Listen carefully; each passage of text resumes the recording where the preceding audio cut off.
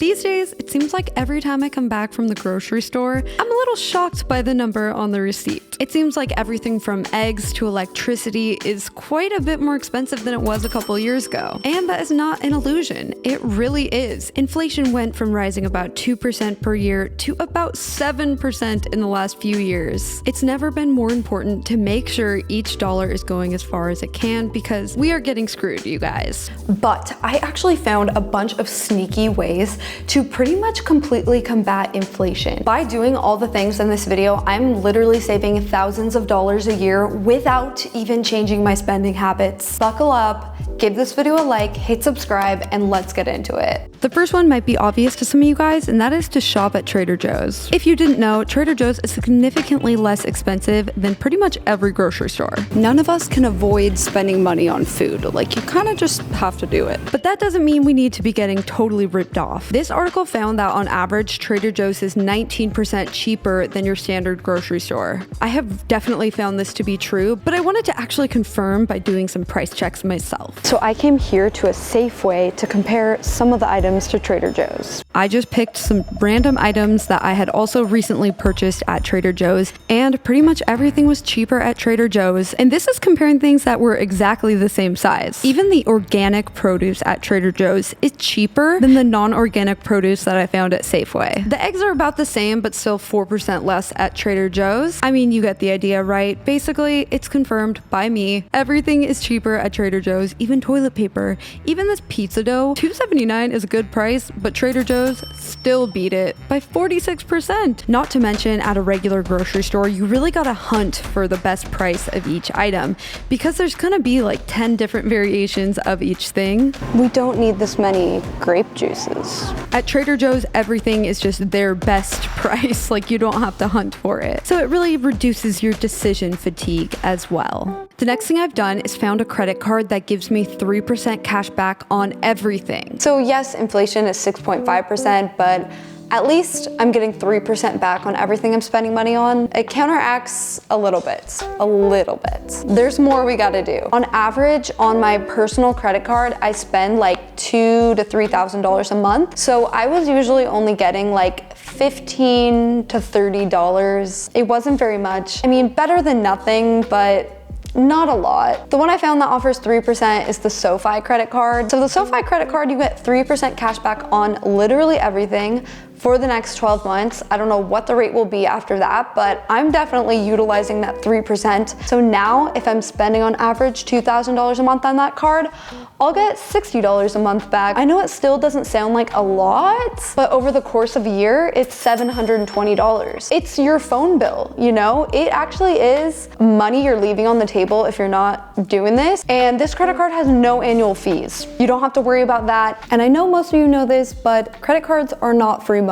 If you're gonna get a credit card, be responsible because you can get hit with crazy fees if you aren't paying everything on time. Never spend more than the amount of money you have in your bank account. Pay it off in full every month. I just have mine set on auto pay so that I don't really have to think about it, but you know yourself better than I do. If you know you can't really be good with credit cards, then don't get one. But if you know that you are financially disciplined and good with these things, then you can get 3% cash back on literally everything. I do have a link for you guys. You can get an extra, I think it's either $25 or $50. I'll put it on the screen of what you can get if you use my link. So that's just an extra little bonus. So might as well use the link. The next thing I've done is opened a high interest savings account. I'm sure you're familiar with having a checking and a savings account, but these days there are certain banks that actually offer a really good interest rate. You may have never paid attention to this because the big banks offer you basically nothing as a savings account interest rate. But these days, it's possible to get around 3% if you're with the right bank. Right now, I'm getting 3.75% APY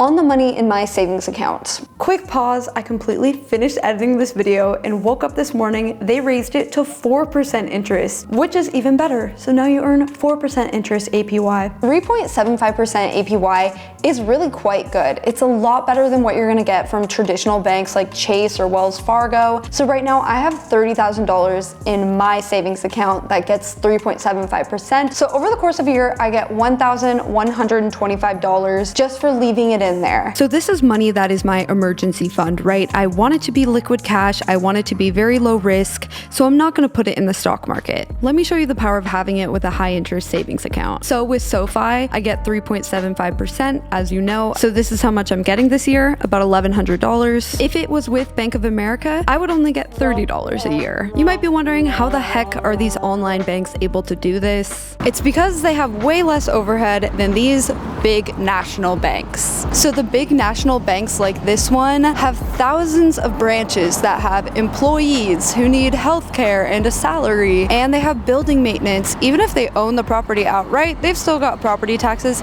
It's incredibly expensive to run just one single branch, let alone thousands of them. So these banks just, I don't think they can really afford to pass on the savings to you. Well, maybe they can, but they're definitely not doing it. So these banks don't offer very good savings rates, even though they're making money off your money. If no one ever told you this, when you deposit money into a bank, they make money off of your money by lending it out to other people. Here's an example of how it works. Let's take my savings account with $30,000. The bank is going to keep some of that in reserves, about 10%, and then the rest of that they're going to use to make money. Let's say they give out a loan with a 7% interest rate. In the first year, they're going to generate $1,890 off that interest. And then they're going to give me my share, my 3.75%, and they'll keep that remaining $765 for themselves. In reality, banks are able to make a lot more than that because they've got a lot of financial products like mortgages. But this is just an example to show you that you are seriously leaving money on the table if your savings account is with a big bank. It's just absurd. It's almost insulting how little money they give you when they're making money off your money. You should be getting a cut of that. Now you know, and you can go get your bag. The only catch is most of these banks are fully online, so you do have to be okay with that. But I did find one that does have in-person branches. If you're not really comfortable with not having an in-person branch,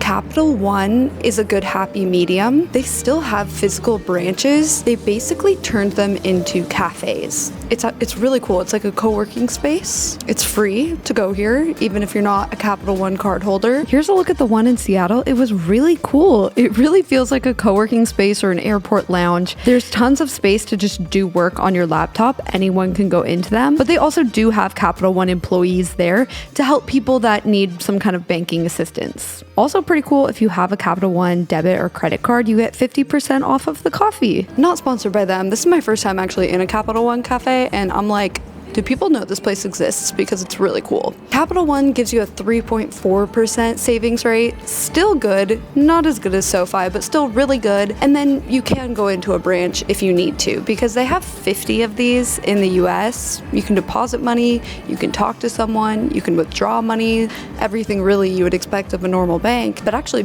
better vibes, because it feels like a WeWork. It's very cool in here. So savings accounts are great, but it doesn't beat investing in the good old-fashioned stock market. So of course, these high interest savings accounts are great, but in reality, their high interest is not that high. 3% is still less than the current inflation of 6.5%. So if you keep all your money in there, well, you'll still be losing money to inflation. So I'm investing in stocks because on average, you get an 11% return if you invest in the overall stock market based on historical data over the last 30, 40 years. Currently, at the time I'm filming this, the stock market is down 10% from what it is a year ago. And to me, that's a sign that it's finally a good time to invest. We're not at a peak anymore. I personally, now this is just my belief and this is not financial advice, I kind of think that things are going to continue to go down more. I'm starting to put money into the stock market, but I'm not putting it all in now. I'm spacing it out every single month, putting a little bit more in. That way you can dollar cost average in. This is not groundbreaking stuff, but if you've never heard it. What I do specifically is pretty simple. I just buy VU, which is the Vanguard stock that tracks the S&P 500. So essentially when you buy this stock, you're just buying the top 500 companies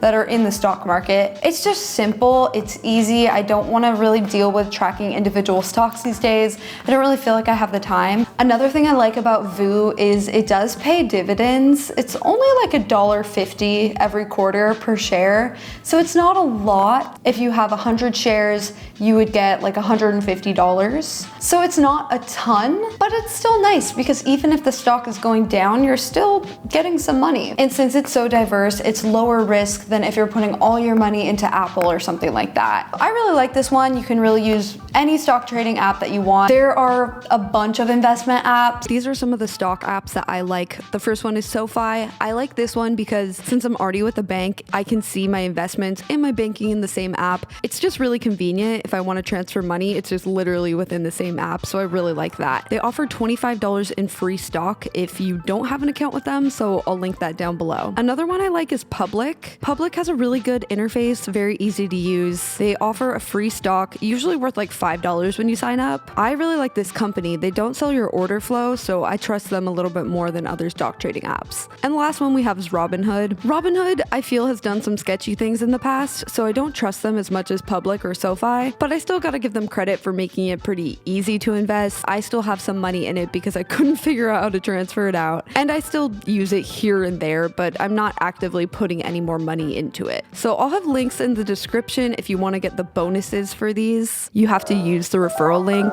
Next is to use Rakuten when you're shopping online to get a little more cash back. Rakuten is an iPhone app and a browser extension that's going to give you a little extra cash back at a bunch of different stores online. They've got Target, Walmart, CVS, even Instacart, Expedia. So if you're booking travel, you can get a little extra cash back that way as well. The way it works is very simple. You just install the browser extension, and then whenever you're shopping, when you check out, make sure that you're shopping through Rakuten. With Rakuten, it's usually going to be 1 to maybe 5% cash back. Really nothing crazy here. But I'm usually using it with my 3% cashback credit card. So now I'm getting 5% cashback on basically anything I buy online. Usually, sometimes it's only 4%, 4 or 5%, sometimes more. I mean, if inflation is 6.5%, that's getting pretty close to counteracting it. I actually just used it for Sephora. I was out of bronzer, so I purchased this one. I was gonna buy it regardless, right? So with this, I'm actually getting 7% cashback total, 4% from Rakuten, and then 3%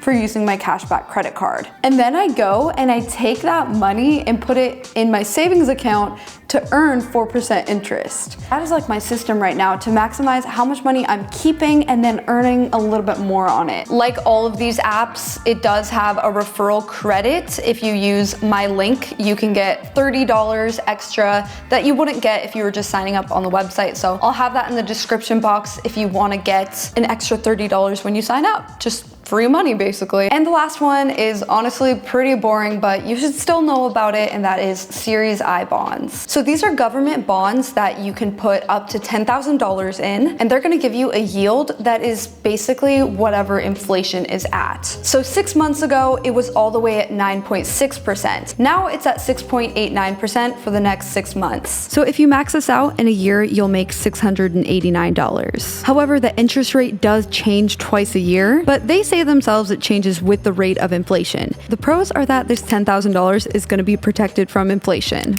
and the interest that you earn won't be taxed at the state level. And also, it's just very low risk. It's backed by the government, so the chances that they're going to default on that are extremely low. The cons are that it is a little bit annoying to set up, and it's not very liquid. You do have to keep the money in there for at least a year, and if you take it out before 5 years, you do get penalized. And also, since it's low risk, it's also low reward. It's basically just keeping up with inflation, but it's possible you can make more money in the stock market. So to open one of these, you go on treasurydirect.gov. It is a very clunky government website, but it's not really that difficult to open. Mine is having an issue though, so I have to print some stuff out and mail it in, and that hurdle has delayed me from doing that for months, but maybe I'll do that today. If you want to do this and not get any penalties, you'd have to keep it in for 5 years. Personally, rather take my chances with the stock market. I just think over time that's going to pay better. I'll still have this link down below though if you want to partake, because I mean, it's still better than a savings account. All right, so that is how I am personally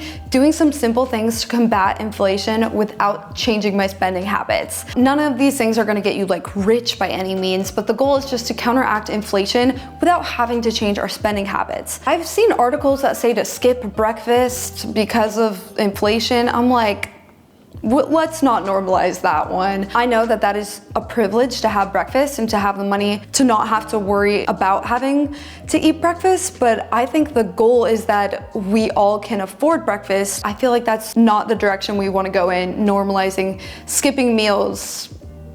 No. Instead, let's just stop shopping at grocery stores that are trying to make record profits when their inflation costs are already covered. The biggest thing you can do during a recession and the inflation that we're experiencing is to cut spending and make more money. Easier said than done though, and I think it's kind of cool to find some ways where we can keep more of our money without even changing our spending habits. If you guys have any other tips, comment down below. I would love to learn more. I've been nerding out on this all week, and it's honestly been a really good practice making this video because I feel like I have my shit together. Like all my finances are in the proper place and it feels good, you guys. If you're planning on using any of the accounts or anything like that I mentioned in this video, I'll have them all linked down below. All right, that is gonna be it for this video. I really hope that you guys enjoyed it, and I'll see you in my next video.